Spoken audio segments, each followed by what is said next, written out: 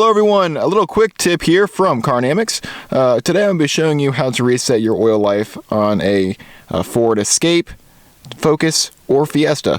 And basically, it's on the Focus, it's 2012 or newer, but basically if you have this style cluster on your vehicle, this will apply to it. So, you're going to start off by either pressing in the push button without touching the pedals, so you do not want the engine to start, you just want the ignition on, or turn your key to the on position, but do not start it. So we're going to do that now. Okay, and you should have all your lights pop up, everything kind of comes on there. Okay, that's what you want, but the engine not running. Now, down here at your pedals, you're going to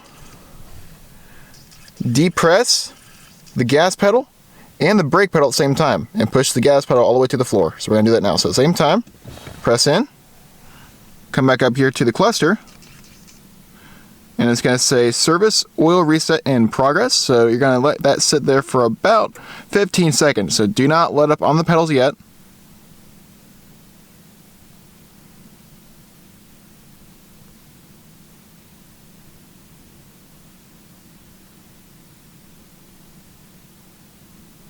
Okay, oil reset complete. Now you can lift your feet off the pedals and your car is good to go.